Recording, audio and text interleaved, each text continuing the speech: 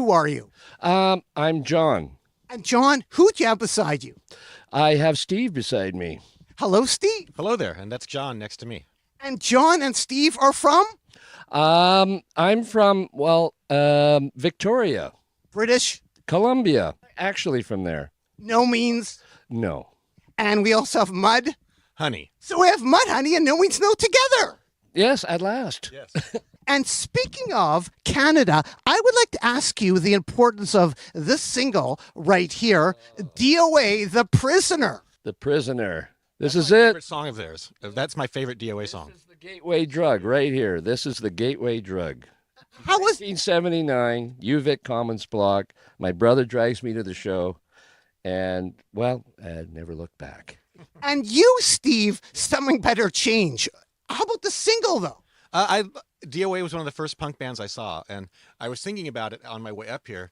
I might have seen DOA more than any of the real first-generation punk bands, because they came to Seattle all the time. Yeah. So something better, About us. and something better change, and then we think of more DOA, and I have a gift for you, John, some DOA beer. Oh, yeah. DOA. Now, what can you say about DOA beer? Because I know you have your own beer. Yes, well, you know what? I have not had it before, so this is going to be a first for me. What do you think about beer? Mudhoney loves beer. Mudhoney has a beer. Mudhoney has a beer, but more importantly, we also have a Riesling white wine. Tell us more. We were known to drink beer, as was DOA, I think, before us. So what do you think, though? Like the all-grain brewing with Johnny Hansen. What do you think about DOA beer? Like, what do you think? Well, let's open it up and find out. But how does your beer, you think, taste? How does this beer taste? How do you think John's beer would taste, Steve? Like British Columbia? Lager. Oh, it would taste like a lager. And, of course, Johnny Hansen's Punk Rock beer. That's what I thought. You could indulge in both of them together. So that's a gift for you, some DOA beer. That's awesome. So we're here with Steve. and John? John is from Victoria. I like to say Victoria. Yeah. I don't mind saying Victoria. And Steve is from Seattle. I like to say Seattle. That's as true as John being from Victoria. Now, this is very, very, very important for you, isn't it, Steve? This right here. Could you explain this poster right here to the people? This is the show I was telling you about. That's it. This is the show my mom didn't let me go to in 1980. And there was a riot at it, apparently. A big fight broke out. And my friends went. I had a couple, two older skateboard buddies that got to go to the show. And a big fight broke out, and they were hiding behind an upturned table with the drummer from Black Flag, Robo. And they claimed it was started by, punk rockers from Vancouver. But they started a fight with some of the Seattle punks. And it went to hell in a handbasket, and it ended up on the front page of the Seattle Times the next day. And my mom showed it to me like, see, this is why I didn't let you go. And that was a very important gig for you. The Veins stuff, right? Tell us about the Veins. Well, the Veins were, the singer, guitar player was Chris Crass, who ended up in the Muffs years later. Rest in peace, Kim. Yes, exactly. But the Veins, I only saw a reunion show by them in 1984. Duff came back to town. I think Duff was already living in LA, so maybe it was 85. And they did a reunion show, and I got to buy the Veins single for $1 from them. What's really wild about this poster is you played with Black Flag on that tour No, I don't think we a bit later. No, Did you ever in OAP Hall? I saw Black Flag every time they came to Victoria, which was also, a game changer for all for all of us living there. There was such a great live band, but I don't believe we ever played with them on the same bill. Do you believe, John? I don't know. We can't remember if we ever played a show together. Yeah. My memory resides in Would have. Yeah. Who knows? I was actually going to ask you more about Black Flag here, Steve. This poster right here, and John, some Black Flag. Yeah. Dish rags. Wow. Now, look at this poster here. We have Black Flag and Oh, Bludgeon Pigs. That's important to me. Bellevue Square. Yeah, Bludgeon Pigs, one of my first jobs I had with Jerry, who was the guitar player for Bludgeon Pigs, and I was a senior in high school. This is crazy. And I was working in a Japanese restaurant with this guy, Jerry, who was no longer into punk rock. But apparently when he was in the Bludgeon Pigs, he wore a tutu and had a mohawk. I was complaining that I couldn't get a good guitar sound, and he asked me what distortion box I was using, and I said, "What's that?" and he kind of had a little sly smile, and the next day he gave me a Super Fuzz pedal. Oh, so Jerry from Bludgeon Pigs is responsible for a lot. Thank you, Vancouver and the Bludgeon Pigs. Yes, very much. And I have a gift for you, Steve, right here. A framed picture of the Bludgeon Pigs by Bev Davies. Well, I think that's maybe Jerry played bass. Tony Baloney from the Real Mackenzies is there on the left. Is that Jerry over here? I can't tell. Tony is playing bass. I don't know. There we have. That's a gift for you, Steve. A framed Bev Davies pic of the Bludgeon Pigs. A Canadian connection to Mudhoney. Very much so. Fuzz, is Fuzz important for Mudhoney? Fuzz, well, according to Steve, it was the genesis, I think. Yeah. That made me start buying other Fuzz boxes, because I was like, as soon as I plugged it in, I was like, holy hell, okay. Right. And then I understood how all the 60s bands got their sound, the Count 5. So thank you, Canada. Thank you, Black Flag, the Bludgeon Pigs. There's a lot to thank Canada for when it comes to punk rock. Actually, on that poster, who do we see? Dish rags. Dish rags, yeah. What can you say, John, about the dish rags? You mentioned a bit about the gig, because they were on that gig, right? Yep, Love Is Shit. Yep. Yeah, they were on there. That bill. No, they were on that bill with DOA that you saw. Yeah. And is it true, like in your brand new book, Rob talks about something about the dish rags heckle? I don't recall that.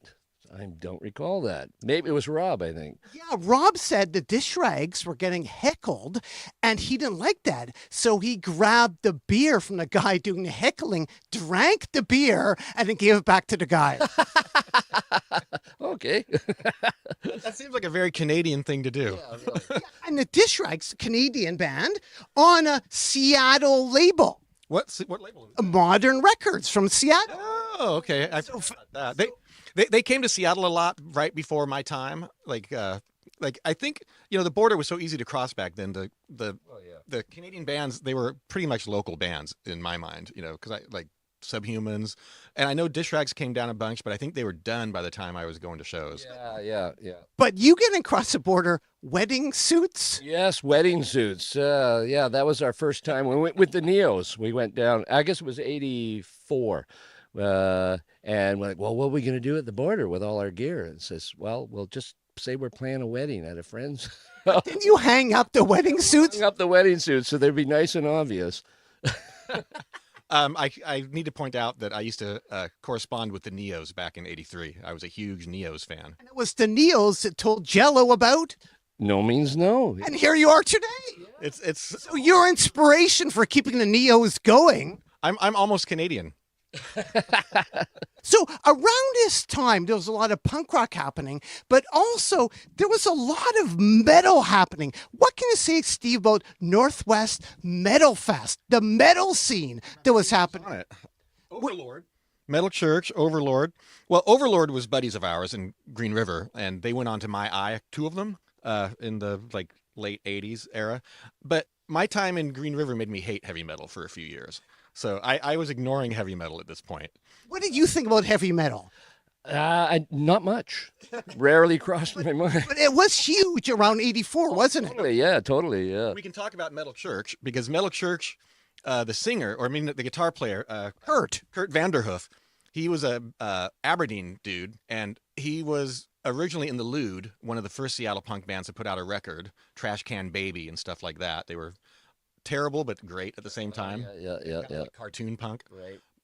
But then he moved back to Aberdeen, and he had a bunch of punk records, and the young Melvins, before they were the Melvins, knew him, and they would go over, and that's where they first heard punk rock, was through Kurt. And then Kurt went on to form what are they called? Metal Church. Yeah.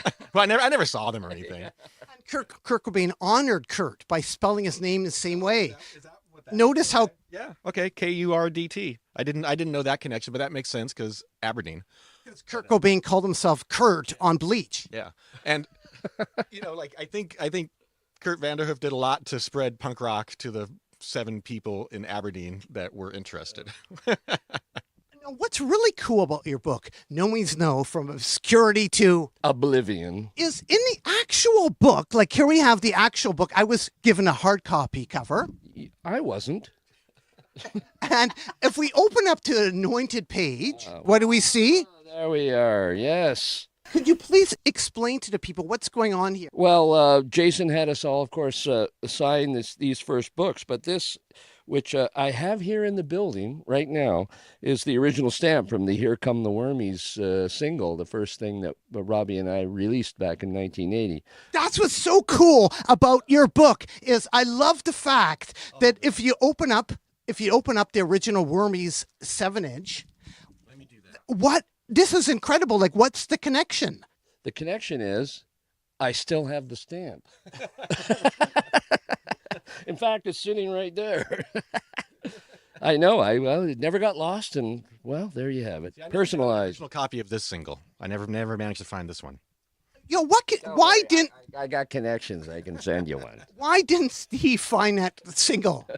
Very few people did, but yeah, that's why I still have some. Literally. But Did it have distribution? Was it? worth about $2,000 each on eBay, so I'm just waiting for a few years. And How hard did you look for that one? I looked. I tried to get everything from up here. I at one point they've almost all passed through my hands, except an original Death to the Sickoids, and this one. classic. Now, for your other record you put out, Mama, is it true, like in the book, it was sold door to door by Emma? No. Well, I wasn't there if she was, but no, it was not sold door to door by Emily. I love that idea, a Nomeansno record being sold door to door. Yeah, I don't think that would work out very well. Have you heard that before? Punk record being sold door to door? No. No, that's news to me. When did you first hear of Nomeansno? I first saw them. My memory is I saw them as a 3-piece. John thinks it was half a set of a 2-piece. Half a set as a 2-piece, and then their guitar player came out and did the other half. But I only remember the 2-piece part because I remember thinking that was really cool. He was drunk. I was too young to be drunk. But I went out and bought Mama as soon as that came out. Yes. I bought that. When did you first hear of Mudhoney or Green River? Green River. We were discussing that today and yesterday, thinking, did Mudhoney and Nomeansno ever share a bill at some point? We can't remember, but I'm pretty sure Green River and Nomeansno played at some point, and we weren't certain if Steve was in the band at that point.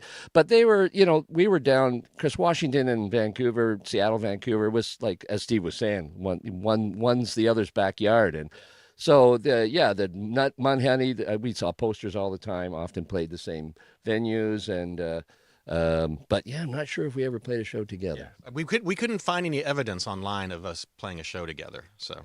But here you are today. Yeah, I know. Mud Ride. Nomeansno, From Obscurity to Oblivion. We're playing a show together right now. Yeah. And actually, this is made possible by, maybe if you could come over here, please. Jason, come over here. Sure. Hi. Could you explain what is going on here? What is going on here? I don't know. Could you introduce who we have? Well, this is Steve Turner from Mudhoney, Hi. and this gentleman here is John Wright of Nomeansno. Ostensively, yeah. And who is this? This is Jason. I'm Lamb. not sure where we found him out on the street. Actually, he was really wanted to come in and say hi. So we thought, well, come on in. We're doing this interview. Just I would like to clear something up. You did play with Black Flag. You opened for them in Victoria at the OAP Hall. Yeah, the OAP Hall in I think 84, 85. And Emily did sell Mama door to door. Yes. No, It was like delivering food, and she would bring a copy of Mama along. Like in Victoria? So I need to clear up some things here, Nardwuar. It's in the book. It's in the book. Jason, you are here because of Martin. My son? Thank you, Martin. Thank you, Martin. Yeah. The jazz band. I thought he was here because of me, like technically, biologically. Could you please explain, like, why Steve and John together? Thank you. Thank you, Martin. Thank you, Martin. Martin's my son. Thank you, Martin. My son is in a jazz band in high school, and his buddy Samuel, Samuel's dad is Adam Tepedlin, who lives in Victoria, and Adam helped write Steve's memoirs. Yeah, Mud Ride. yeah. Adam's my co-author on my book, Mud Ride. Very strange little connection there. So I met Adam through that. Adam said, "Hey, I do this book with Steve. You did this book with John, and no means no. We should get together and hang out, join forces." So Adam wanted me to come up and do something in Victoria because that's where he lives, and this seemed to be like a perfect, way to do it. Where, it would be kind of fun and a good crowd, because the No Means No book is getting a good crowd last night. I'll tell you what. Mm-hmm. Yeah, and hopefully again. And we had a good ferry ride. We're having fun. It's great. How did Jason find out about all your friends and follow up on everything? Because everything is in the book. Oh, Jason has spies everywhere. I've got people. How did he win you over to give your friends list out? Well, it was Scott Henderson actually that he got. You know Scotty? Scott Henderson? Shovelhead. Yeah, absolutely. And so he approached Scott and said, "Hey, do you think the fellows would mind if I was to do a book?" And he just wanted to do this, and Scott got a hold of me and said, "Hey, Jason Lamb," which I knew because he'd interviewed us before, being the journalist and stand-up comic that he is, and Scott said, "Well, if anybody's going to do it, Jason will do a good job." And so, yeah, go for it. I owe Scott everything. I should probably give him some money or something, actually, to be honest at this point. Yeah, Scott's awesome. Zip gun. Zip gun. Yeah. What's amazing is like the book has everything in it. Like you talk about the infamous scientists, and then you show a poster from a high school gig with them. The lunch hour gig at Reynolds High in Victoria. That's right. Andy Kerr and the Infamous Scientists. Yeah. Have you checked out the book at all, Steve? I haven't yet. I just got my copy last night. It's like a history of the Victoria punk rock scene, the early chapters. That's what I was going for. I hope it comes across, because I think the early Victoria punk scene, even though in a worldview we were a little later than everybody else, I think the early Victoria punk scene is hugely important. I mean, No Means No, Neos, Dayglow Abortions, Infamous Scientists, the list goes on. Right? Yeah. House of Commons. Yeah. I love the fact that, like, in the book, it reveals some guy got a job because he was wearing a No Means No shirt. Pizza guy down in Portland. Oh, that guy. Yeah. Like, could you explain that? Like, he got a job because he was wearing your T-shirt. Well, you'd have to read the book. I just read it myself. I had no idea. And doot-doo-loot-doo. Do. In the late 1980s and 1990s, I went into Fallout Records in Seattle, and I started talking to Janet behind the counter about mud, Honey. and she gave me your phone number. God dang it. That was amazing. Yeah, we got some stories about that. Like you called the number, and our drummer Dan Peters answered the phone and was a little freaked out by you. It was like, okay, some weird guy from Vancouver called us and wants us to come up there and play. His name's Nardwuar. And you called a couple more times, and I sent you a video too. you sent us a video to woo us. It's Nardwuar, the human serviette here, coming at you from Vancouver, British Columbia, Canada. And well, I'm coming at you saying, you guys are a great group. If you're in Canada, Vancouver, BC, that is, where you've played before, I organize a lot of all-ages gigs. So what I'm proposing here right now to you, I hate to sort of say this, is that would you like to come up ever and play Vancouver, BC, Canada, an all-ages gig? Touch me, I'm sick! I mean, Mudhoney! And coming up to Vancouver, BC, Canada, and playing a fun gig for me, Nardwuar. I'm also DJ at a radio station too, but anyways, I'm just a kid, 22, sober, and nowhere. Touch me, I'm sick! Nonsense. Here you go is some wild West Coast culture for you, Mudhoney, in hopes that you'll come up here and play a gig and possibly contribute a track. Why? Because I'm begging you. Please. So, here's some West Coast culture.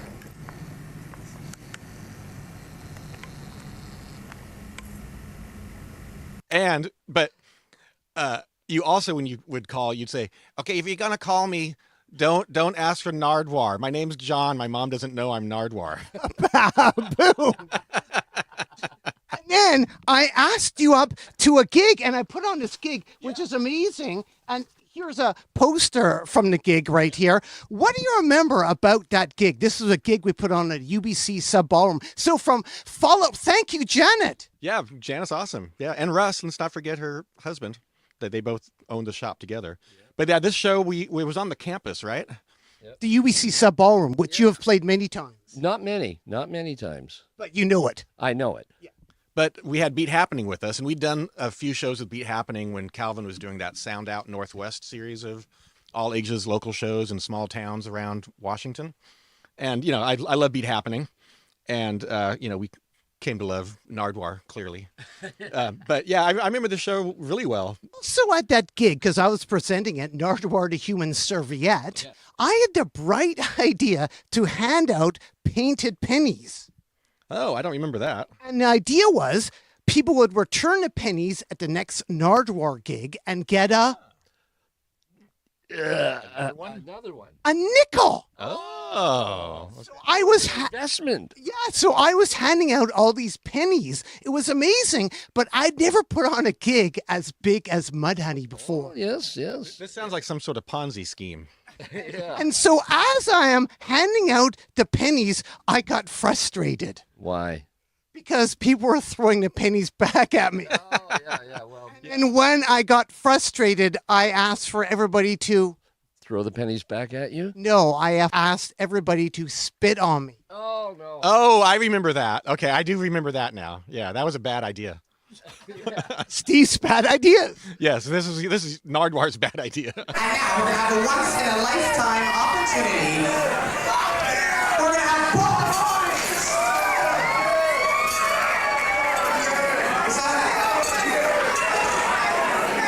They're really worth an awful lot. Okay, now I want everybody to spit on me, okay?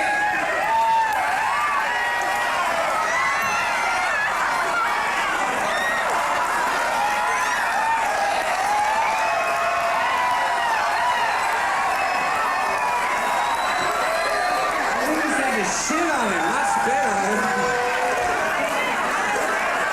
Thank you very much. It wasn't a bad idea. Like I was trying to get people to return to another Nardwuar gig, but people weren't understanding because the gig was so big. But for giving out videos, I actually sent you, John, a video. This John, what does it say on there? Nardwuar, Nardwuar on TV. right at the top. Nardwuar, the Human Serviette, presents a fun bribe gift for No Means No. Oh, my God. So I sent this to you, and you actually watched the video. And why do I have the video if you watched the video? Seems weird. Did I Did you- send it back? Because at one time you lived with Carolyn Mark, and it was inherited by Carolyn Mark. Oh. And she gave it to Randy Amata, and now I got a return. That's who stole it. So there is the video that I gave No Means No. And what's really amazing is that both of you guys came together eventually to be on this compilation record that I put out. Oh, Remember, Nardwuar the Human Serviette presents Clam Chowder Nice versus Big Macs and Bombers, a Canada-USA Battle of the Bands. And if we turn it over, Canada versus USA, who do we have leading off for Canada? No Means No. Doing Doing the Hanson Brothers song. You Little Creep. And we have Mudhoney doing Fuzz. Which is most likely an instrumental with a lot of fuzz guitar. But still, that's amazing. Thank you so much for giving me these songs, like from VHS tapes, Janet, and it looked colored vinyl too. So I remember this, but I'd forgotten until now. What do you remember? What do you remember about this, Steve? This record? I remember thinking it was really good when it came out. Like it was a fairly diverse, cool. I love compilation records. The Mummies are on it. I mean, come on. The Muffs. Yeah, and you did another one that I was playing in the Fallouts at the time. That I think I was playing in the Fallouts at the time that we did a song for you. Exactly. This record right here, the Teenage Zit Rock Angst record, where you did the song Oi Canada. Yeah, that was made up on the spot pretty much, I think. You came up with the riff. Oh, I don't know. Nardwuar Records. Is there a third one? I think it's called Busy Doing Nothing from 2012. Oh, okay, that's later. I was trying to think of where. Oh God, my mom's on Channel 10 on 1989. It was the first one. Okay, where did Mudhoney do the We Hate the Bloody Queen? Where did that come out? Jack from Lance Rock Records. Oh, okay, got it. Okay, I couldn't remember where that The name of the record was called Oh Canada, which No Means No covered. Yes, the Subhumans. The 7-inch. Yeah, exactly. which I'd never heard that song before. It was totally rare at that time. Really? Yeah. They covered it. Nice. It was on Ally. Yeah, we made up a song called Oi Canada. Oi, Canada. Yeah, right. That was with Dave and the Fallouts. David the Fallouts. Another Fallouts record that I'm on. There I am on the cover. Wow, you've Yeah. gained weight. Yeah, a little bit. And you were playing bass in the Fallouts. Yeah, I played And you met Dave at a Derelict's gig, and you were wearing a Sham 69 pin. a patch. I had a Sham 69 patch on my jacket. Yeah. I don't remember exactly where I met him, but I basically tried to convince him to let me join his band because their original bass player had left and moved to Alaska, and I loved the Fallouts. I was like, I could probably play bass. I'd never touched a bass before, but I was like, how hard could it be? And it's very hard actually.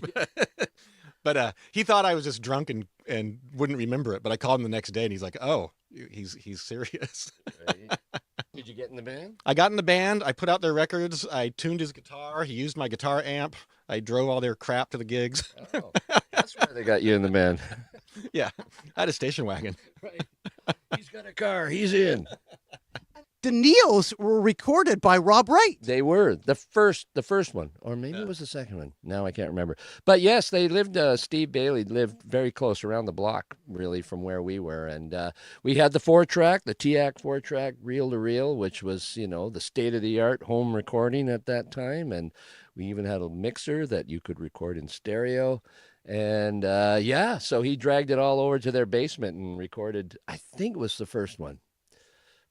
End all discrimination. Yes, I think that's the one Robbie did. House of Commons from Victoria. House of Commons. Yeah. And if we turn it over, Rob. Rob Production? Yes. Wow. What can you say about House of Commons? Well, he had a sad ending, and they were a really awesome band. They were a really awesome band. And part of record. this, they were. I missed this one. Again, the Victoria punk scene produced a lot of excellent music, a lot of excellent bands, and everyone had their own style and sound. It wasn't like everyone was trying to be someone else.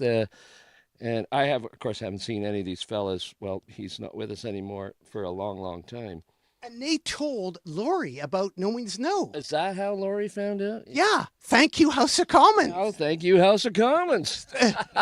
Thank you to Neos. 100%, yeah. Thanks to the Dayglows. Were the Dayglows the first punk band from Victoria? Well, when there was Xenon X band. You explain Xenon X? First punk band? I don't know.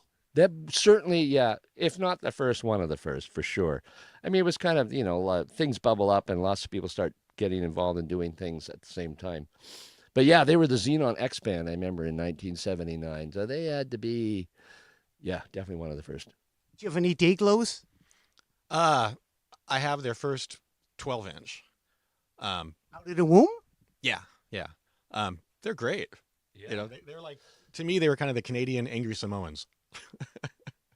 Well, if you ask me, they're kind of like on the vanguard, like the Neos. Like the Neos are totally on the vanguard of hardcore, like 1 minute songs played as fast as humanly possible, and Dayglows were doing the metal punk, like long before I recognized it as being lots of other bands. There probably were other bands, English bands, kind of doing the metal punk thing, but they were one of the first and did it so well.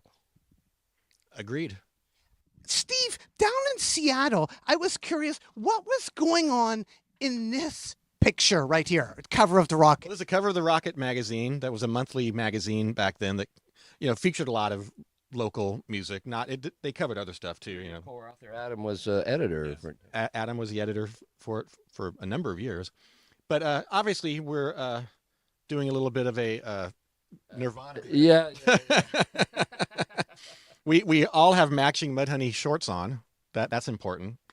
And we were getting signed to Reprise Records around this time. So it was kind of about Yeah. What year's that? March 1992. Kurt loved punk, didn't he? Sure. Like he did some punk covers. What punk covers did you play with Kurt? He would, if he was around, he always wanted to do The Money Will Roll Right In by Fang with us. So he did that a few times with us. They're another great band. Yeah, Fang was awesome. They were, we couldn't tell when they first came to Seattle. I think the Human turned me on to them, like John Bigley, the singer. He bought the record and he's like, we listened to it and the lyrics were so ridiculous. We're like, are they joking or are they just like really dumb? And I never answered that, but that first couple EPs of theirs are genius of just sleazeball punk rock. At Kurt's house, is it true you picked up this book at Kurt's house? Yes, that is true. Could you please explain to the people what's going on here? Okay, well, it was after Kurt had died, and I went over to visit Courtney at her request, and she sent a car to get me. Like I didn't have a choice. Right.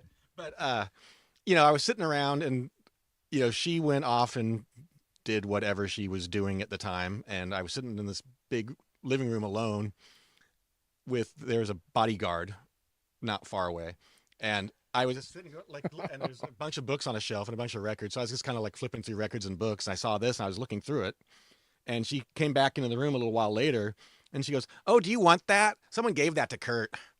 So I said, "Yes, I want this," because I'd never seen it before, and I realized it's a pretty solid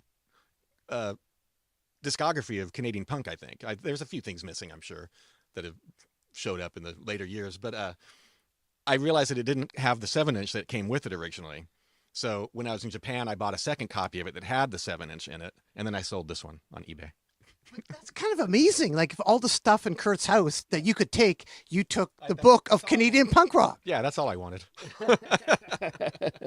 I think Steve's offered some gold records. Yeah, when Kurt was still alive, like we went and visited Kurt and Courtney they were living in a rental house in LA at the time. And he had all these gold records lined up against a wall. And, he asked us if we wanted one. And I said no, because I didn't want to carry it back home on the plane. Because Kurt said, yeah, I'm just going to go out in the backyard and shoot holes through them. But I didn't take one, which, I regret not taking that. Everyone else did. Deal. Oh my God. Wow. And this is a really cool Obscure. from Victoria Yes, yes. on Al and his car records. Oh yeah. The Pink Steel record was reissued on Jason Flower, Jason Flower, yeah. Supreme Echo. Yeah, there you go.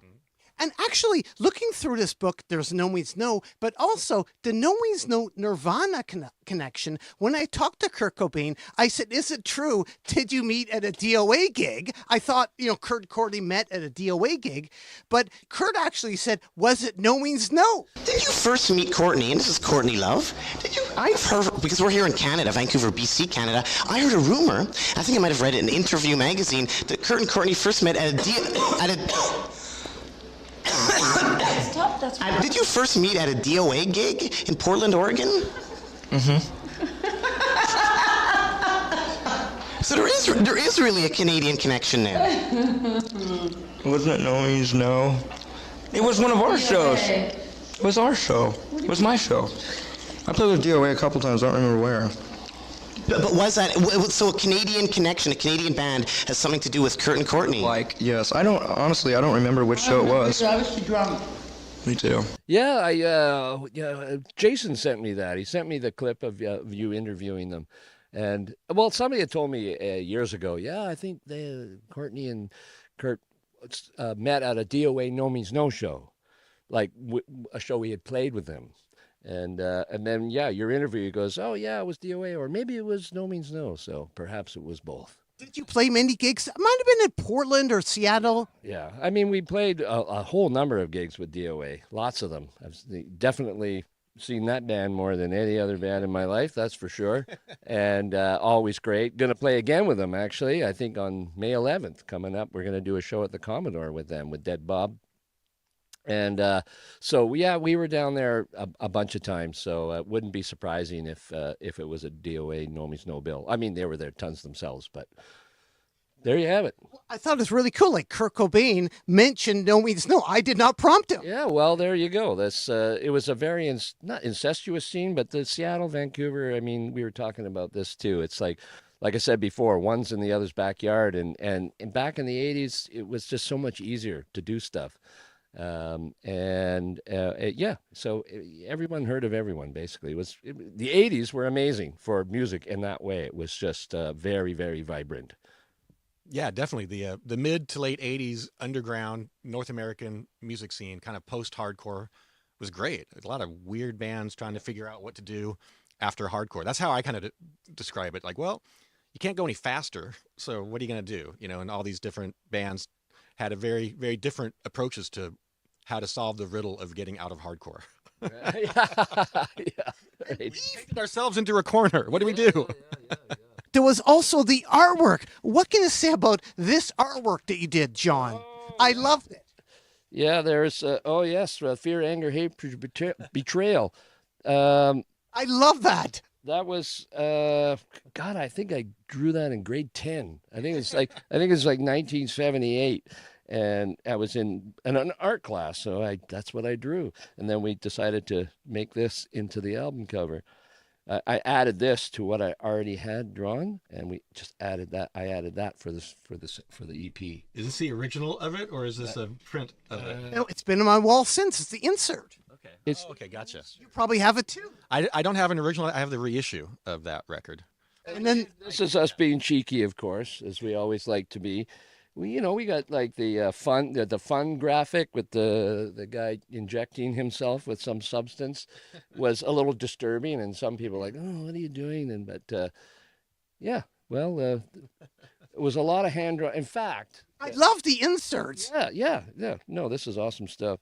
Awesome to see again. But when I was doing, because I got the new project, Dead Bob, that I'm doing, and released the album earlier last year in April.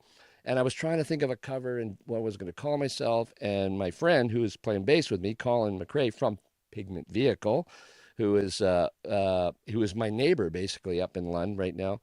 And he was like, well, you got to draw it. You got to draw it. You got to draw it like you drew all those other stuff back in the day. That's what everyone wants to see. They want hand draw the damn thing. So that's what I did. That album cover. It's the same pen and ink. That's all I ever really got to in art.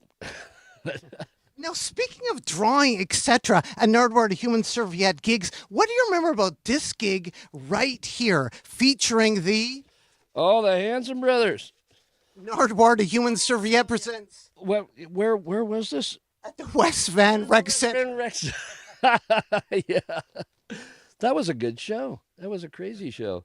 And I think it was. I only saw you a couple of. I think it was one of maybe 2 times I'd seen the Evaporators, and that was really fun. And of course, the Smugglers And Seaweed. and Seaweed. Nice. Seaweed, Tacoma, Washington. Oh, right, yeah. There you go. So at this era, who was in the Hanson Brothers? What do you remember? Do you remember anything about that specific show? That was 1992.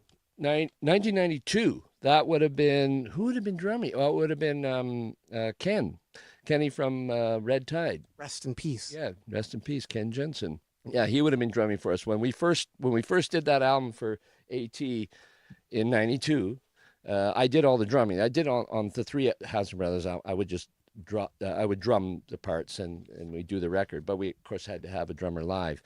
And Gary Brainless was the first drummer that played with us when we were not really officially a band, but we did the Nomeansno clones, the Ramones, and we did some Hanson Brothers stuff back in the '80s. But then when we had the record done and we went touring and we went down to California and whatnot, it was Kenny that was drumming for us at that time. And he is on the picture that Ford Beer drew for the first Hanson Brothers albums. The first Hanson Brothers album, Gross Misconduct. So the cartoon, that's Kenny on drums. What can you tell Steve about this picture right here? What's going on here in this picture? You're being accosted by, is that Jeff Hanson? The Hanson Brothers. The real Hanson Brothers, yeah. Who are the real Hanson Brothers? They were minor league hockey players, except he actually did get up in the NHL for a few games as an enforcer. I can't remember what team, but they were long time From the movie Slapshot. from minor hockey players, but they were professional hockey players. And when they made the movie Slapshot, they were just hired. A bunch of them were actors, of course, but they had to get some real hockey players, and these guys were goons. Anyway, So the enforcer is the one that starts fights and stuff, right? the enforcers out there trying to protect the goal scorers, and back in the '70s, of course, it was extremely fighting, and fighting was a huge part of the game. So then of course they became very famous from the movie, which is a complete classic. It's like one all-time top 10 in my view, and the best Paul Newman movie, I think. Yeah, I've seen it. It's great. It's great. Yeah. It still written by a hockey wife. Yeah. Nancy Dowd, Yes, exactly. who also wrote Ladies and Gentlemen. The Fabulous Stains? Yes. Really? Yeah. Wow. Okay, that's heavy duty. These guys were, I guess you survived. And what am I giving them? Oh, yes, of course. It's my game. That's why Henry Rollins isn't in our book. I think he's still bitter about that T-shirt we made. I'm not sure, but Could you explain to Steve about the T-shirt? the stay home and read a book. Do you ever see that Nomeansno T-shirt? Well, we put out a T-shirt because Henry has that big tattoo on his back. What's the exact Search and destroy? Yeah. So as the flip side to that coin. And it was like part animal, part machine, on a Rollins shirt too, or on his body. I don't know. I think it says that somewhere on his body. I think. Yeah, I think so. So we put our T-shirt says all Nomeansno all human. On the back, it's the same image, but stay home and read a book. Well, I've heard somebody did the party animal party machine take off on part animal, part machine too. I don't know who did that. Oh yeah. But this, of course, you know what that is taken from. We were talking about that today, yeah, which is a great album, and Henry does an awesome job on that album.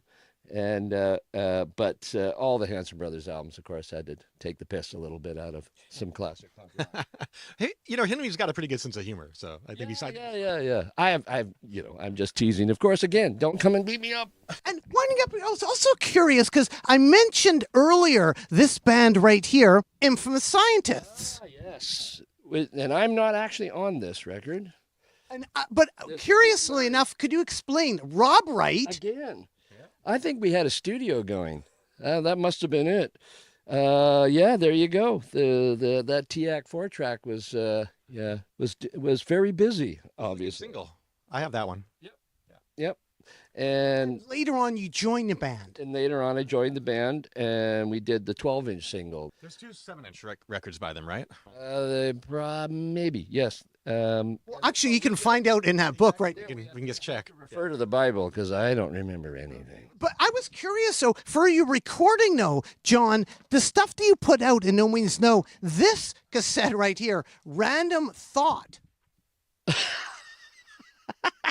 That must have been Tom Holliston. Now, one 12-inch, one 7-inch of Infamous Scientists. And if we open it up, we see Burn and Love Thing. Oh. Like demos or the early stuff. Ooh. Oh, yeah. There's Ken, of course, with Red Tide. Burn. Which ended up on, didn't that get on Mr. Right, Mr. Wrong? I was curious, when was this recorded? It says 1981. Yep. But was that before? It was probably recorded. I think it was recorded in 81. Yeah. Yep. We also have Love Thang from 85, a different version. That would have been a demo that we had done before we recorded the album, which was released. The Sex Man came out on Psyche Records in Canada in 85. So I think that this is... I'd have to listen to it. I don't know if it's the studio version or we always demoed our songs, so it could have been an early recording of it. But yep, 85. That sounds right to me. What can you explain about the Judgment Night soundtrack? Well, this was a interesting early 90s. What year is this? Like 93 or something? Somewhere in there. Well, Sir Mix-a-Lot is a Seattle legend, beloved character. Posse's on Broadway. I mean, my posse's on Broadway. Here, speaking of, no, he was just a legendary, character in the Seattle music scene. He was from Burien, I think, like super nerdy guy. His favorite band was Kraftwerk. I remember reading, great. And we were supposed to do a song for this soundtrack with somebody else who maybe it was Funk Dubious we were supposed to do it with, and they got stuck at the Canadian border for drugs. Somehow we got Sir Mix-a-Lot to do it. I don't know if it was management, kind of record label kind of thing, because we didn't know him. But it was a really fun couple of days with Sir Mix-a-Lot.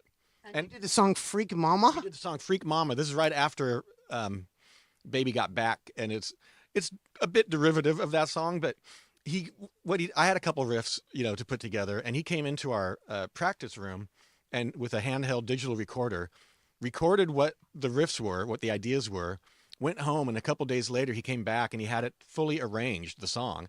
And he cut it live with us in the studio. He was in the room and telling us when to change from riff 1 to riff 2, live. I mean, it was incredible. We were like very impressed with Sir Mix-a-Lot's talents, because he arranged the thing, and then, I don't know if I probably wasn't there for the mixing, but it was great. But there's some lines that are very similar to Baby Got Back in it. Rick Rubin, he recommended Chuck Biscuits for Danzig? Oh, yeah. And I guess he was in Danzig for quite a while, wasn't he? So when you played with Danzig, was there any Chuck Biscuits? No, I think when we played, the only show we played with Danzig was with DOA, and I can't remember. I don't think Chuck was there. At least I don't recall. That was in New York City. We were actually on the bill, to be perfectly honest. We didn't play that show. We were on the tour, joined up with DOA, and they had a big show in New York City. What about yourself? We played one show with Danzig early on in Seattle, and I don't remember if Chuck Biscuit was there either. I mean, we knew him from both DOA and Black Flag, and I wasn't a big fan of Danzig at the time. I love the Misfits now, but even at that, I was kind of a late comer to the Misfits even. The Danzig first record I appreciate because so many younger people have told me that was kind of their gateway record into underground music, because it was, played on MTV a lot and stuff like that. So I get kudos to that. There's a generation that loves Danzig. And also, you were given a lot of money for the singles soundtrack, weren't you? Not a lot. To record. We were, the soundtrack game in the 90s was good to us. Yeah. We would get, $20,000 advanced and spend $600 recording a song and keep the rest of the money. It was great. We did it, we got on several soundtracks of, questionable movies. Oh, yeah. And which movies? Run, Shithead Run? Well, that's what destroyed our soundtrack career. That was for the movie With Honors, forgettable movie. But they sent us a clip of the opening scene of the movie, and it was the guy the star of it. Help me out with his name. He was the guy that played Tarzan or something in movies. He was actually from Seattle or Spokane and studied art and stuff in Seattle. Big, huge star. But anyway, they showed us this scene of a movie, the opening scene, and he was a jock running through the snowy Harvard campus, training, like in sweats and stuff. It was very Rocky-esque. Right. And they had a song, the EMF song, You're Unbelievable Baby, holding the place for the song. They wanted something really anthemic and, alternative. And we wanted to do this instrumental that we thought was really great and would work really well for it, but they wanted something with vocals. So we came up with the really, really smart idea of writing the worst lyrics we could think of and putting it over the song. So Mark did this because he's the guy that writes all the lyrics, but he's very clever. So it was now a song called Run Shithead Run. And we thought that they would hear that and not choose to use the instrumental instead. Oh, yeah. Instead, they just got absolutely livid with us. And the publicist for the movie literally said to our record label guy, they will never have another song in a Hollywood movie for the rest of their career. And it's true. They brought you down. We brought ourselves down, but it's a great song. There you go. John, I was wondering, Snakefinger and Nomeansno. We played 2 nights with him at the Savoy, with the distinction of one night someone was stabbed. I remember that. And then I think we played with him one other time. It was through Laurie Mercer that we were playing with him. And he was great because we were huge Residents fans, always were. And a lot of this weird kind of persona that Nomeansno had, the anonymity, the kind of being obsequious all the time. I don't know if that's the right word, but that was really inspired by Residents and the way they approached their public image, shall we say. We weren't quite the art band that they were, but we loved them. And in the book, one thing Andy was saying, which was true, it's like we'd be listening to mixtapes all the time, But eventually there'd be some point on a long drive that we just had to listen to Tales of Two Cities and Mark of the Mole, like from beginning to end. We were huge fans, so playing with Snakefinger was a really that was fun. Yeah, I got to see Snakefinger once up in Seattle, and I wasn't that familiar with it, but I knew it was pretty great what I was seeing. Yeah, no, he was a great guitar player. It's just his style, his thing. Now, your book, Steve, is called Mud Ride. You were in Mudhoney, but you, John, had a mud bath with Bjork? That was, yes, yeah, that was, Craig was talking about that. We went, the one and only time we went to Iceland, we played a show. It was like 3 opening bands, and I believe one of the opening bands, Bjork's brother, was in. And we were joking on the plane, of course, oh, we're going to play Iceland. I wonder if Bjork's going to be at the show. And so we're there, and Craig is mixing, and who but Bjork comes up and just doesn't talk to him, I don't think, but just standing there while he's like, oh, this is, okay, how cliche is this? You know, we're in Iceland and there's Bjork at the show. No offense to Bjork. And then we had a day off. So, you know, and they had arranged for us to go out to the Blue Lagoon, which is really simply this silicon-filled effluent pool from a power plant. That's what it is. You know, the photos, the power plant is usually never in the photos, but literally you're beside a massive power plant and you're lying in the effluent. That's what it is. But it was lovely. We went to Iceland once and went there, and like you could float up to a bar. I remember that too. Yeah, totally. And who shows up as well while we're there? Bjork there. So we're like lying around in silicone laced mud in the blue. Steve, I wanted to ask you about this band right here, the Dehumanizers. Dehumanizers. Kill Lou Guzzo. Lou Guzzo. Lou Guzzo was a fairly right-wing TV announcer that really had it in for, you know, music and kids. Oh, yeah. Didn't like any of that stuff. So Dehumanizers were like sort of like that same kind of crossover metal punky kind of stuff, you know. They weren't from Seattle. They were up north. They were like, I don't know, Mount Vernon or something. I'm probably wrong. Sorry, Dehumanizers. Yeah. But Mort, the bass and vocals, he went on to the Monomen. Oh, yeah. And sadly passed away a few years back. Yeah. But this is quite the classic of Seattle punk rock. I noticed the Dehumanizers played the Rat's Nest in Victoria. Loads of people played the Rat's Nest. I don't think I saw them, but I might have. You know, what can you see about the Rat's Nest? They had a barrier there. It's a house with a barrier. Yeah, you're basically in the basement, and it's a basement show, which it comes around full circle. Now, lots of musicians are out playing house shows, basement shows, and the Rat's Nest was, loads of bands came through. But one of the best Rat's Nest stories is, of course, we rehearsed there as well, and we prepared a lot of, for instance, 0+2 and Wrong and that kind of era, 89. We rehearsed and we're all friends and played shows there. And then we went off to Europe for the first time. Nomeansno got a tour over in Europe in the spring of 1988. And we went to Berlin, and Berlin was still the wall. You had to travel through East Germany to get there, and we were there for almost a week, maybe. Played a couple of shows, and one of them was in East Berlin, and you had to go over the wall, not go over the wall literally, but you had to go through the border, and of course you couldn't be a musician at all. And there was another German band, a Berliner band, that was also on the bill. So we just went over as tourists, and the show was in the afternoon. It had to be it was in the basement of a church. We didn't have to walk very far, and the alternative scene, these sort of underground events, they would take place in churches because that's somewhere where the cops weren't comfortable going. So you could do things in there and get away with it. Although later found out a story about one of the prisoners put on that show, but.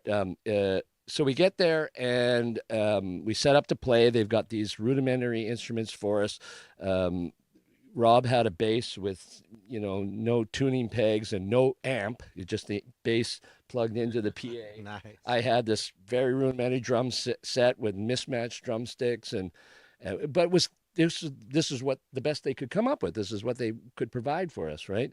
And Andy, he just had a guitar and no amp, and he's like, oh my God! But thank God, one of the German the German guitar player smuggled in a fuzz pedal. Yay. It all comes back to the fuzz. Yay. Back to the fuzz, so at least Andy could go through a distortion box and play it. So I mean, the performance was pretty whatever. We did the best we could, and there was like maybe 50, 60 people there who were, of course, like, this is amazing, kind of thing. Just be not just us, but because it was something happy. It was an underground punk show. And but before the show played, we had some snacks, and they had some beer, and they had some snacks for us. And they put up posters in the green room, and they would just put them up, I guess, for our benefit and for their own enjoyment. And we look up, and there's DRI at the Rat's Nest, a poster.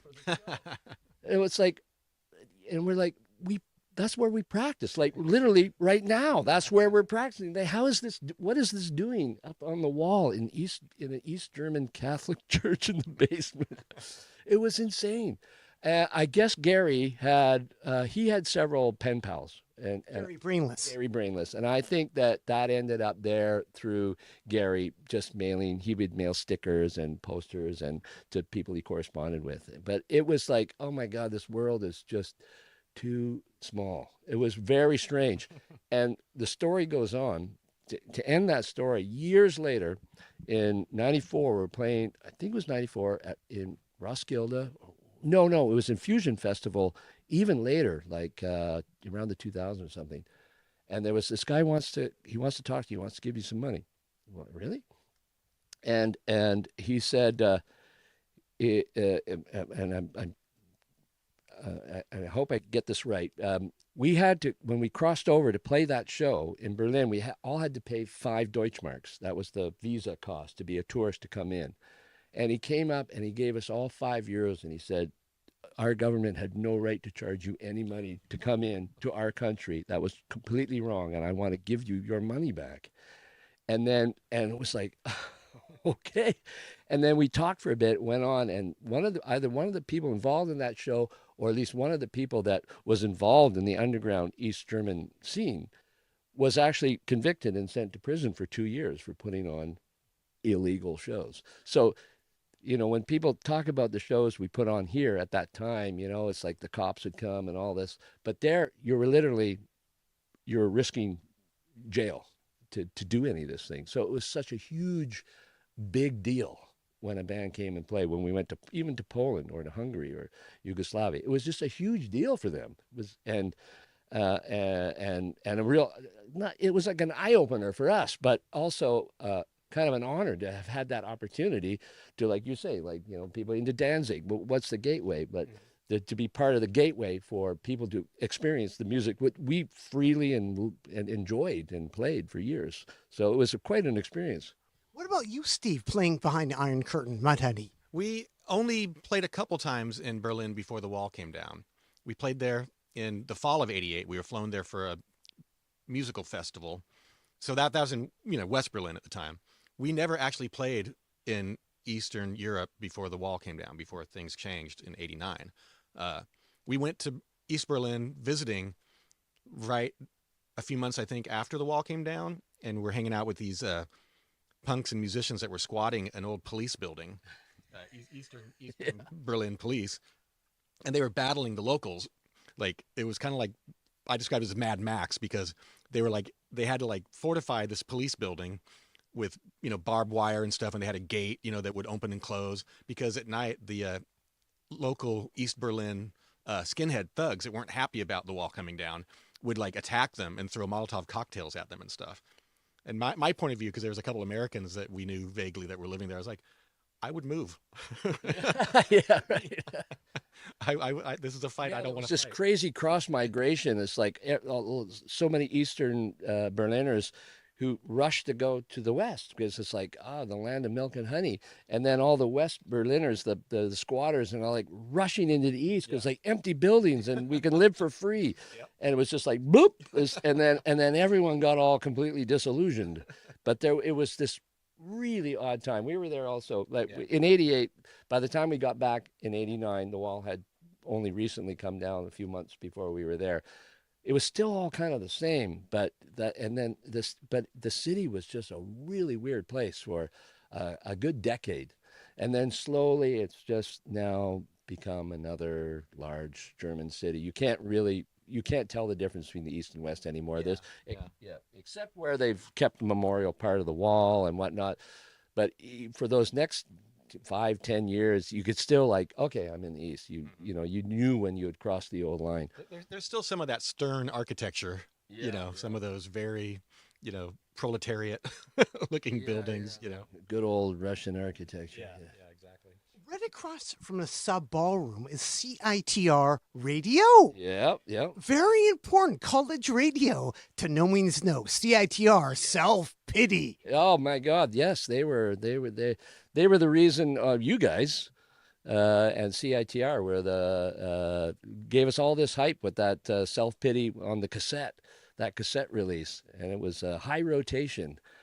So that was our gateway into Vancouver. It meant something. College radio, airplay, because it was hard to get on the radio. Impossible, wasn't it? Yeah, exactly. Of course, everything's changed with social media and stuff now, but that was it. That was how punk rock and alternative music got out to an audience. And I was told also that maybe you can confirm this, yes or no, that in college radio is still pretty important down in the United States. So there's still radio stations, and it's still a thing. I think it's less now in Canada. I know CITR. Still strong in Canada. It's good. Yeah, I just did an interview at CITR.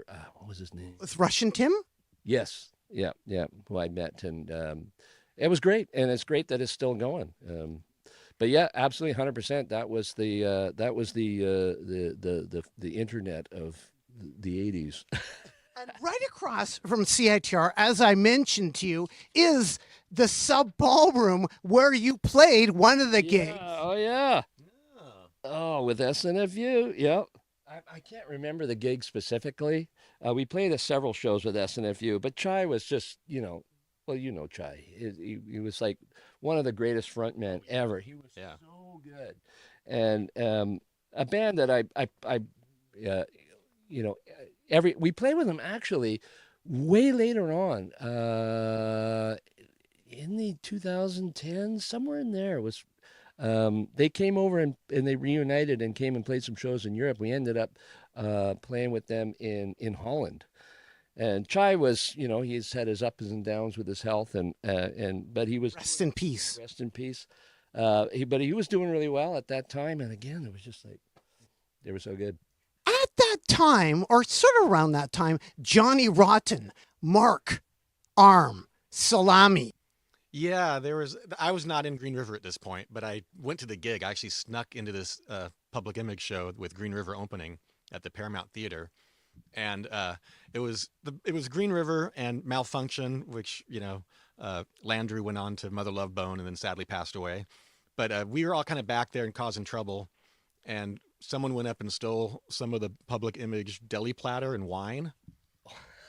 Oh, yeah. And we were then tossing some of that deli platter onto their tour bus down below, out the backstage window, and just kind of like, clowning around, like talking in fake Johnny Lydon voice and stuff.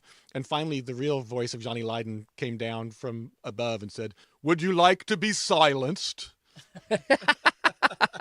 And it shut us up. Yeah. Oh, yeah. But then Mark, so he did something with the stage. There was like, There's a lazy boy chair. the lazy boy chair that like was part of the rider for Johnny Lydon, which we thought was hilarious. This is 1986. We're like, really? A lazy boy chair? But I mean, now I understand it. I'm like, I'll sit in that. Yeah. Well, I suppose. But they were kind of screwed over with sound check and that kind of stuff. They didn't get much of the stage.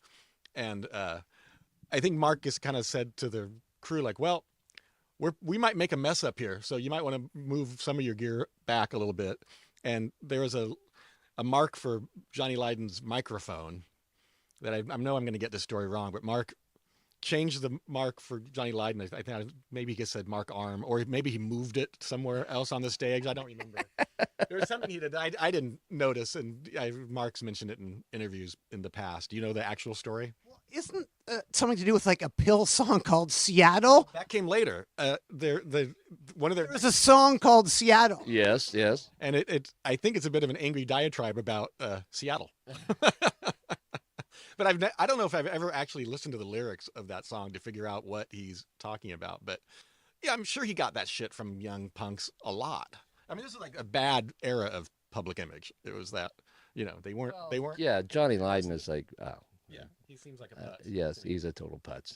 Very near Vancouver is Seattle, Washington, and Pill have a song called Seattle. Was that song inspired by a lazy boy chair that was stolen by the band Green River, who opened up for you when Pill played in Seattle?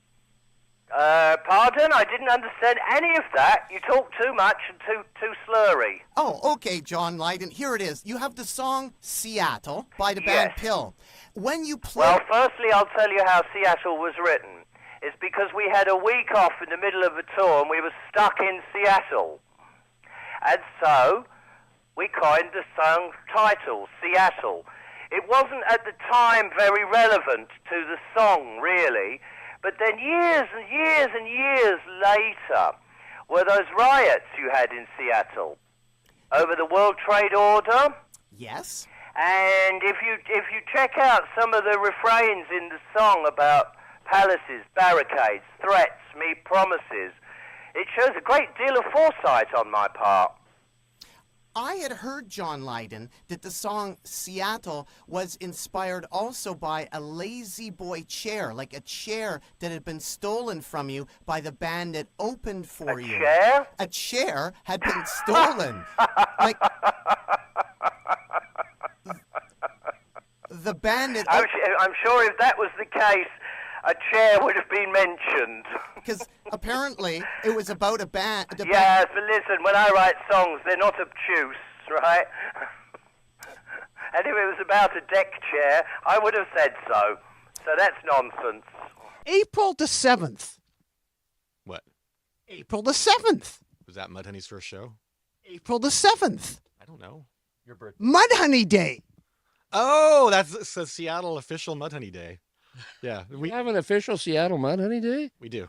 Yeah, it's decreed by the mayor. Like, I guess it's April 7th.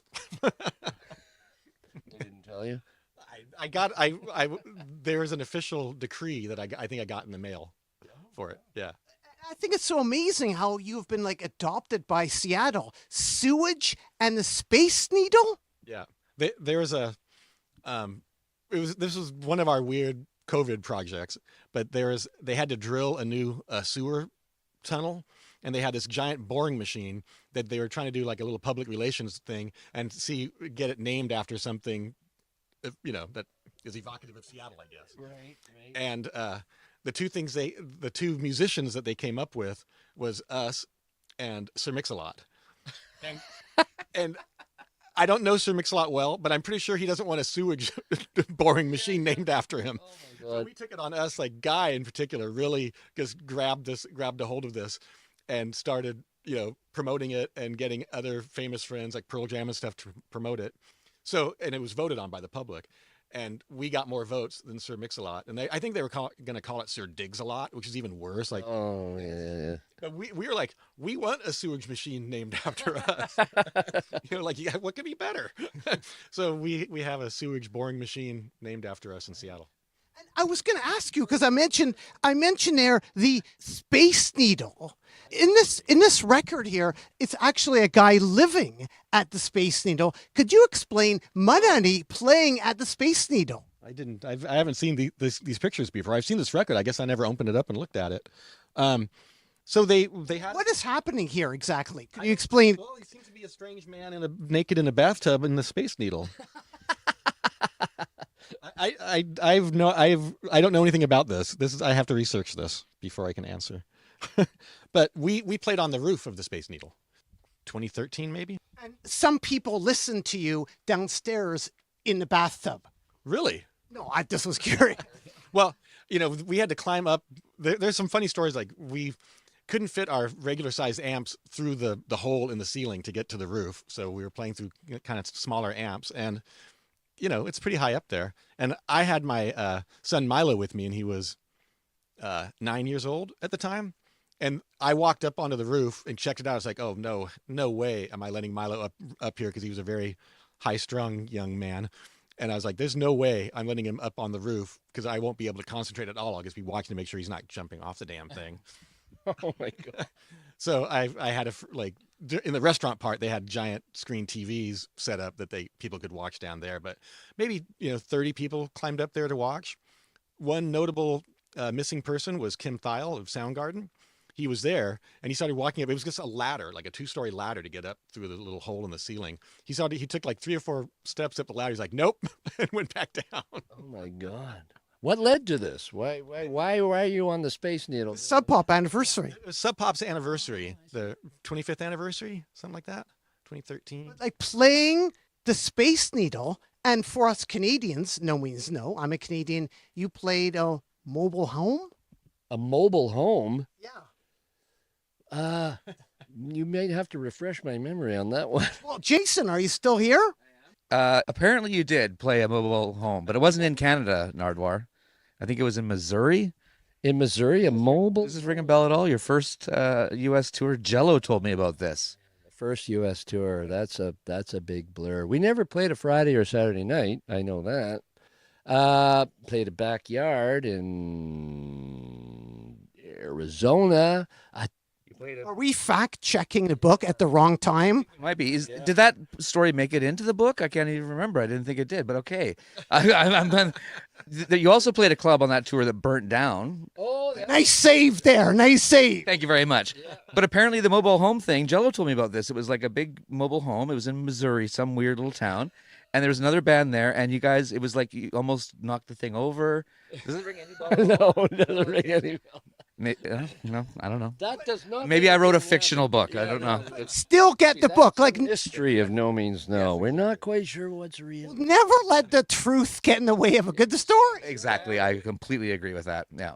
It's a good credo. Our second ever gig outside of Victoria, though, was at Kent Maximum Security Prison. So I don't know if you've played any prisons. We have not played any prisons. We've only spent some time. Thank you, Jason. People should still check out the book. Absolutely, regardless of how factual it may or may not be. Yeah. And do. I do. Now, Steve, your book is slightly different than John's book, but your book has a contribution from Don Anderson. From Backlash? Editor and owner of Backlash and Backfire magazine before Backlash. What can you say about Backlash? Backlash was, this is November 1990 here. And she was, her first fanzine was Backfire, which is more of a heavy metal based fanzine, but underground metal, like that, Metal Massacre record or whatever it is you were showing me. Mm-hmm. And she was dating Jack Endino, the, famous producer from Seattle for a lot of the grunge stuff. And, she was very open-minded to like punk rock and all that kind of stuff too. And like she was covering it, very early on and like seeing this combining forces in Seattle of the metal scene and the punk scenes to this thing that ended up being called grunge. And she was quite instrumental in it. And I've also often been compared to Bill Nye the Science Guy, I should point out on the cover there.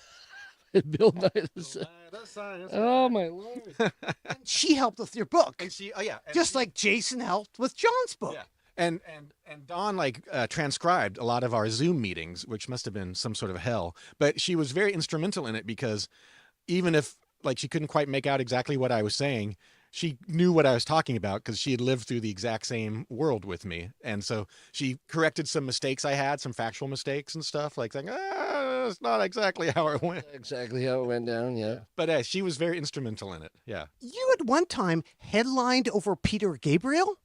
Well, it was the one ginormous rock festival we ever played, where we were on the big stage, was a festival in Denmark called Roskilde. So, and we were scheduled to play probably on one of the smaller stages, but a couple of weeks before the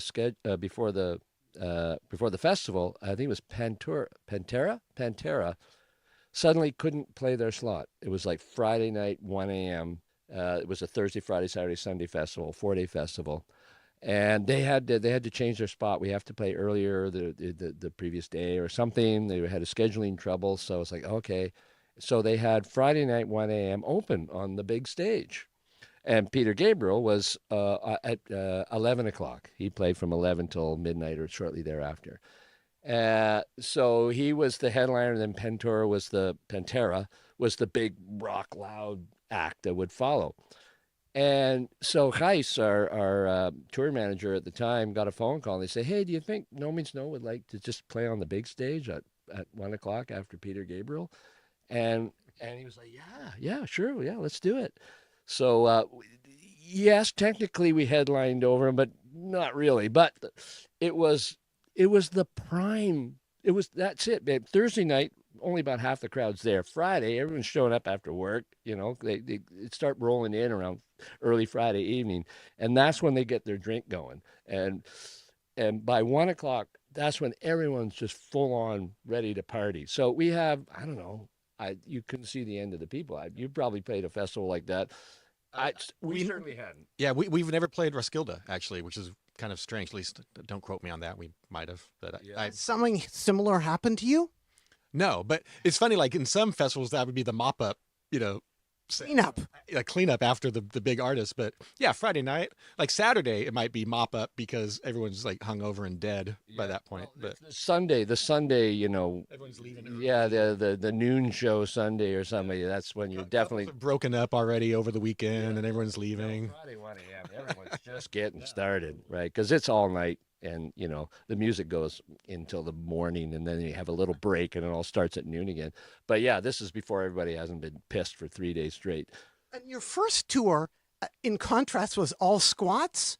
Yeah, pretty much. I think that our first tour over there, the sort of the Concurrent, which was the sort of booking side of the Conquerel, which is a Dutch Amsterdam label, they were, everyone was connected in Europe, in the Western Europe, and it was all these little punk organizations and indie promoters, and it was all kind of the circuit was all the squats. Certainly for kind of our level of band and our type of music, that's where you got shows. And Dolph Hermanstetter was a booker in Germany he booked us right till we worked from 1988 till 2013. So I don't think we played one legit club. Do you know any of the same bookers in Europe? Just curious. We've been talking about that the last couple days, and they were all Dutch. First off, like all of our crew and booking agent was Dutch too. Yeah, but not the same people. But I'm sure they all knew each other. Oh yeah, absolutely, they would have known each other. And most of the Dutch clubs at that era were squats that had been legitimized, sort of, and started getting actual funding from the government to by the run. 90s, everything was starting to change. Yeah. So we only played, as far as I know, one actual legit still squat, and that was Bologna, Italy. What was that like? It was a dirt floor basement in a 1,000-year-old building or something, and we just called it the City of Dirty Women. Not anything sexual, but all the people that worked there were these beautiful Italian women, literally covered in dirt because they worked in a dirt basement. Oh dear. Yeah. On one tour in the Netherlands, Mark walked off, but then came back. What happened there? Oh, that was one of his more embarrassing shows. It's a funny story though, but we started the day in Hamburg. We were going to open for Sonic Youth. And as I was walking to get into the van, I tripped off a curb and I put my hand out like this, and it ran across a broken radio antenna on a car. And I sliced my hand open like really badly. And I looked down and I was like, oh, I could see bone and stuff. I was like, oh, that's not good. And I just kind of held it and said, I think we have to go to the hospital. So we went to the hospital, and I got like, 8 stitches right here. And it was for holding a guitar pick. It was not a good spot. Not a good spot. And so I had this big bandage on my hand, and we were still driving to the Netherlands to maybe play the show, but I wasn't sure if I could. And the other guys in the van, not me, because I was so freaked out about my hand, and I think I was on some pain meds, they started drinking, I think, vodka in the van, and they were hammered by the time we got to the show. And I decided that we could do it, but I had to sit down and play, because I was like, I can do it, but I can't stand up and do it. I need a little higher like this. Yeah. I can hold a pick at least, and keep the bandage away from the guitar. And Mark was pretty drunk, and we were playing, and he was upset. and the crowd wasn't doing what he wanted to do because it was the Dutch crowd of 1990, and they were a fairly relaxed crowd at the time. Yeah. Dutch crowd. Dutch crowds are relaxed. Lovely, but very relaxed. Loving every minute of it, yeah. Yeah. And so he got really mad and like kind of threw down the guitar and microphone and walked off the stage thinking we'd all Nardwuar. Nardwuar. Nardwuar. Nardwuar. You gonna edit this? Who's editing it? Check. Because this is the real thing. I don't even want the interview. I want this stuff to be on it before we go anywhere. You know? Who are you? I'm Eric Andre. Eric Andre, welcome to Vancouver, British Columbia, Canada. Thank you very much. Get yourself a cup of Timmy's and call it a day. Eric Andre, quote, my obsession with Gigi Light switch. Alan. You love Gigi. I think he's entertaining. You rep him by a t-shirt. I rep him by a t-shirt. And I have a gift for you. Right here, we have a comic book, My Obsession with Gigi Allen. Gigi I Allen. have this. That is for you. How much are you going to charge me later? That is for you. Is this a Ponzi scheme? Is this like Scientology? That is a comic book for you. And as well, we also have the hated Gigi Allen picture I'd be disc. so upset if there was a nude image of you in this comic book. I would be disappointed in you. What can you say about Gigi and Eric Andre? I feel like I'm talking, but you're not listening, and I feel like very vulnerable right now. Thank you. Wait, what was your question? What can you say about Gigi Allen? I think he smelled pretty bad, and I think that he was interesting to watch. Because you rep him. I don't rep him like I'm his agent. You rep him pretty hard. I'm repping him hard, baby, but I'm repping Nardwuar tonight. And you are repping him so hard. Did I have another gift for you? A blood for you. Is the Nardwuar song only released on Sub Pop? It's actually called Nard Nest by the Evaporators. Oh, why didn't you get me to lay down a track? We have a gift for you, Gigi Allen. Nardwuar, you're pushing your agenda on me, and I'm trying to have a mano-a-mano conversation. And that is a literary tribute to Gigi Allen. some fan fiction. Yeah, interesting. So you He was a horrible person. You know that, right? exactly. What can you say about Gigi? He wanted to legalize rape and murder. He was horrible. He was a sociopath. And you can read some fan fiction in there. Well, this is actually a true story. This isn't fiction. This is nonfiction. Him talking and having sex with George and Barbara. Oh, really? Yeah. That's historically accurate. Gigi Allen. What's really interesting is Agronautic. Legend. I feel like I'm inside the internet right now. You met 2 Chainz. 2 Chainz. How was he? 9 minutes. Really? He doesn't remember me. 9 minutes in heaven. According. Ba-boom. Ba-boom. But Agronautics that put out that book are going to have some Gigi emojis. Yes. What do you think about that? Gigi emojis. I think that's great. Who is in this room? Could you please introduce Byron him? Bowers, the funniest comedian in America. Your opening act. Banned in Canada. Are you, Eric Andre, allowed to eat feces on TV?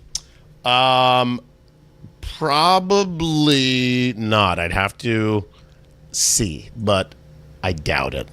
But you have taken a shit on your mom's lawn? Yeah, when I was 17 years old. How did you know that?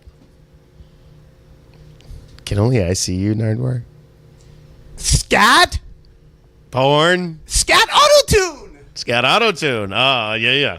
So this is like Mad Libs, but I'm supposed to know the answers. Eric Andre, Mrs. Bierman? Yeah. Who is Mrs. Bierman? My English teacher. Did you read my journal? You are Eric Andre. But you got that right. A Boca? You got quite the musk, my man. I'm going to be honest with you. I'm getting hit with waves of your armpits. A Boca? You smell like a man. It's good. A Boca? You're releasing your pheromones. What do you smell like? I smell not much better. And what is he doing? He's from North Korea where there's no intellectual property laws, so he's just bootlegging stuff willy-nilly. And you know all about that. Oh, yeah. Oh, yeah, my black queen. Do you have, Eric Andre? Eric Andre, Do you have, Say anything. Eric Andre, do you have a favorite album cover? Take off those fake glasses and kiss me. Do you have a favorite? Togetherness. And I have a gift for you. What can you say about this LP? Have you seen this album cover? It's they weirdly photoshopped blue eyes.